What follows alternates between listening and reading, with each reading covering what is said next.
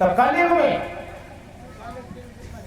कृतो वै ध्यायते विष्णु त्रेतायाम यजतो मखई द्वापरे परचर्यायाम कलौ तदहर कीर्तना। सत्ययुग में जो फल श्री विष्णु भगवान के ध्यान से होता था, त्रेता में जो फल बड़े बड़े यज्ञ करने से होता था, द्वापर में जो फल बड़े बड़े दान करने से होता था, कलयुग में वही फल मेरा नाम लेने से, भगवान का नाम लेने से हो जाएगा। इसलिए कलयुग कहता है सुनो मेरे अंदर एक गुण है। लेकिन राजा परिषद कहने लगे सुनो कलयुग, तुम अपने समय में भगवान का नाम भी नहीं लेने दोगे। यहाँ कीर्तन होगा, लोग शराब पी करके कीर्तन करेंगे, तो तुम नाम से भी दूर ले जाओगे। फिल्मी गाने पर पलट बना लेंगे, संतों का पद सवैया ये सब गायब हो जाएगा धीरे धीरे। तू कलयुग में भी नहीं छोड़ेगा, नाम में भी प्रभाव रखेगा, हम तुझे छोड़ेंगे।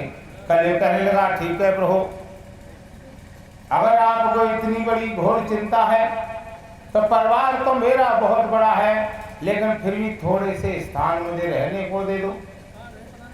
राजा परिषद बोले अच्छा बता कौन सा स्थान चाहिए। द्युतम मध्यपानम, पहला स्थान चाहिए जुआ, मैं जुआ के अंदर निवास करूंगा। कलयुग कहता है जो मेरे समय जुआ खेलेगा मैं उसमें निवास करूंगा, मेरा उसमें जुआ में निवास होगा। राजा परिषद बोले ठीक है, अगर हम तुझे जुआ में निवास दें तो ज्वारी लोगों का तू क्या करेगा, ज्वारी लोगों को क्या करेगा। कलयुग कहने लगा महाराज मेरे समय जो कोई जुआ खेलेगा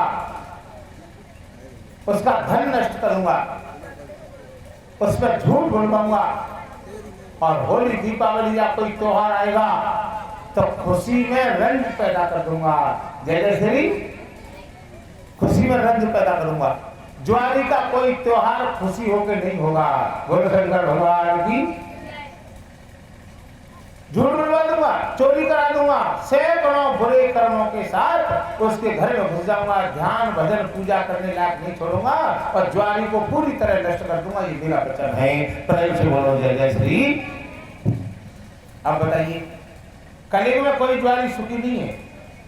और दीपावली आएगी अब वो रो रहा होगा, सुस्त बैठा होगा, घर में कुछ है ही नहीं, जुआ में सब हार गया। प्रेम से बोलो जय श्री। ऐसे ही शादी ब्याह का खुशी होगी उस समय भी ज्वारी की दुर्गति होती है। तो जुआ में साक्षात कलयुग का निवास है। एक बात और बता दें, कलयुग का शरीर कैसा पता है। कलयुग का माथा चौड़ा है, आंखें लाल है, ओठ मोटा है, हाथ पैर छोटे हैं, टेढ़े हैं, सीना चौड़ा है, सीने पर बाल खड़े हैं, कमर जो चौड़ी है लेकिन वो भी टेढ़ी है। ये कलयुग का लक्षण है। तो मेरा कहने का मतलब है कि आप एक बात बताइए,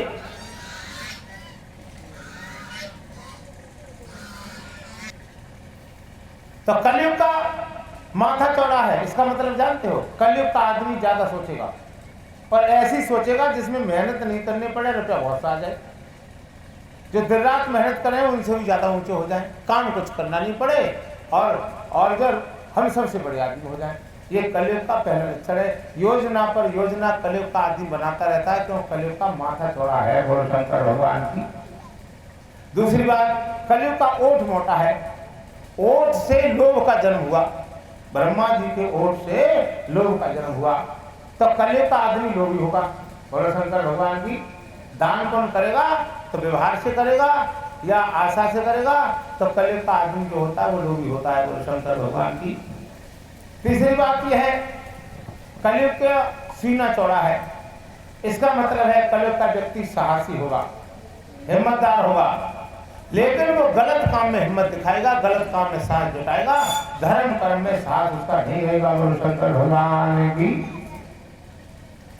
कलयुग का हाथ पैर छोटा है, इसका मतलब क्या है कि कलयुग का आदमी काम तो बहुत करेगा, काम तो बहुत करेगा, लेकिन काम करने पर एक और उसके अंदर दुर्गुण होगा। कि धर्म दान पुण्य के काम कम करेगा। खेती में पैदा हो जाए, सबसे ज्यादा पैदा हो, यहाँ के लोग जितने भी काम करते हैं सबसे ज्यादा पैदा हो, और दान उसमें से बिल्कुल न करूं, बोलो शंकर भगवान भी। तो ये कलयुग का ऐसा लक्षण शास्त्रों ने बताया है। संत लोग बड़े सुंदर ढंग से वर्णन करते हैं कि कलयुग का पहला स्थान जुआ में है और दूसरा स्थान मद्यपानम। कलयुग कहता महाराज दूसरा स्थान मुझे दीजिए शराब में, मैं शराब के अंदर निवास करूंगा। राजा परीक्षित बोले ठीक है, तुम शराब के अंदर निवास करोगे, तो एक बात बताओ, तुम शराबियों का क्या करोगे?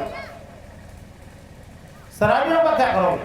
कलयुग बोला महाराज मेरे अंदर जो शराब पिएगा रोग पैदा करूंगा, बीमारी पैदा करूंगा, पूरे जीवन जीने नहीं दूंगा, और जहां झगड़ा लड़ाई नहीं होगी वहां झगड़ा लड़ाई करा दूंगा, बुद्धि भ्रष्ट कर दूंगा, और 7 पीढ़ी की बन नहीं होगी तो 7 मिनट में खत्म कर दूंगा।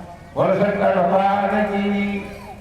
इसके साथ साथ अगर मेरे समय कोई शराब पिएगा, भजन करने के समय कोई शराब पिएगा, सूरज निकलते समय शराब पिएगा, सूरज छिपते समय शराब पिएगा, तो क्या करूंगा? भजन करने लायक उसको छोड़ूंगा नहीं, पुण्य खा जाऊंगा और उसको सारी तरह से भ्रष्ट कर दूंगा। बोलो शंकर भगवान की। तो ये कलयुग का लक्षण है।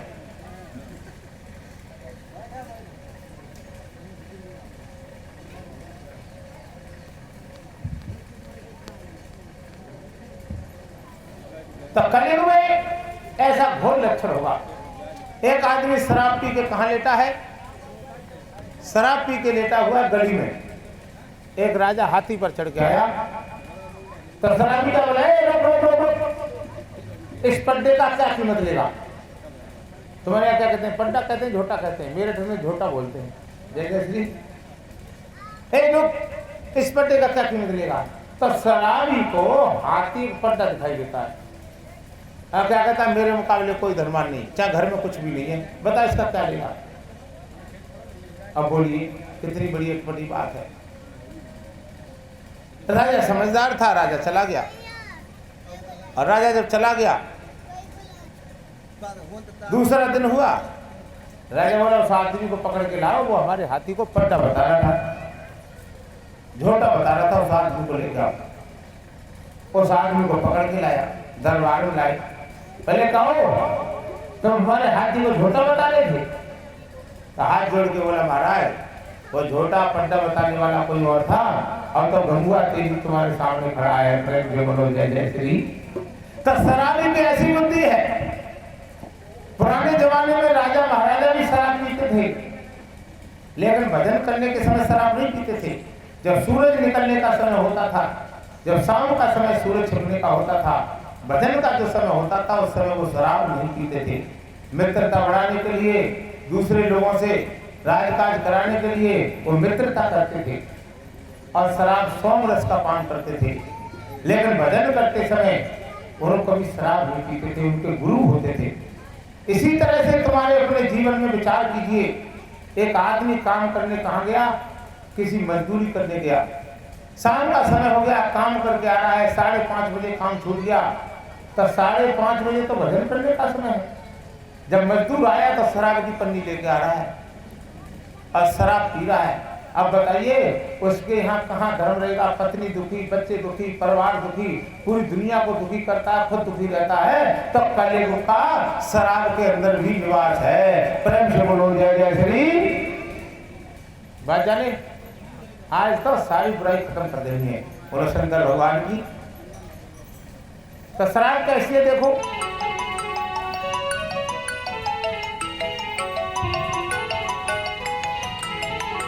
आदि तन मन धन और या करे तो करे रही बहुत खता दारू, फिर भी लोग तुझे पीते हैं, कारण हमें बता दारू, फिर भी लोग तुझे पीते हैं, कारण हमें बता दारू।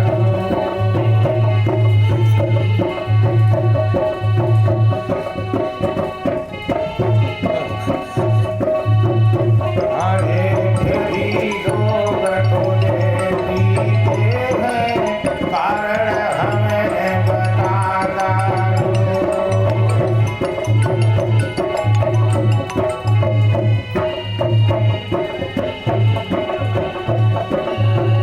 हाजी स्वाद में कड़वी भाव में महंगी।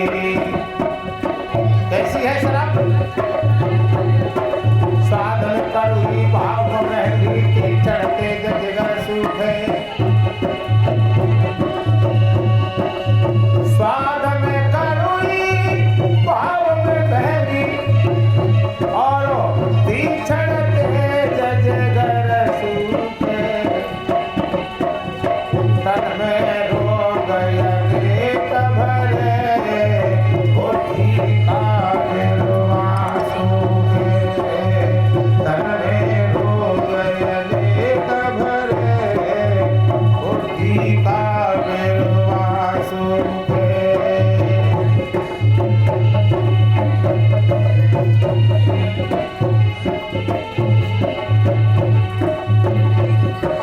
साधन कड़वी भाव महंगी, चढ़ते जजगर सूखे। तन में रोग अनेक भरे, और बुद्धि का गिरवा सूखे। तन में रोग अनेक भरे, और बुद्धि का गिरवा। जय जय श्री राधे। तो शराब कैसी है? तुम्हारे जो बड़े बूढ़े थे वो कितने बढ़िया थे, और तुम शराब पी रहे हो। छोड़ो से। आदमी क्या बोला? अब नहीं पीऊंगा, पापन को कहता हूँ कसमें खाके। अब मैं इसको नहीं पीऊंगा, कसम खा के कहता हूँ। प्रेम से बोलो जय जय श्री। कसम खा के कहता हूँ नहीं पीऊंगा, कि अब नहीं पीऊंगा, पापन को कहता हूँ कसमें खाके। कान पकड़ के बोला अब नहीं पीऊंगा। अब तुम भी सब कान पकड़ के बोलना अब नहीं पीऊंगा। नहीं पाओगे, बोलो शंकर भगवान की। हम तो पकड़वा देते हैं कान, बाकी नहीं आदमी में कुछ कह नहीं सकते। कि अब नहीं पीऊंगा, पापन को कहता हूँ कसमें खाके। और बेटे की सौगंध खाई, काशी मथुरा अपना के। सबकी कसम खाला, सबकी कसम खा गया, रिश्तेदार की कसम खा गया, अब नहीं पीऊंगा। ले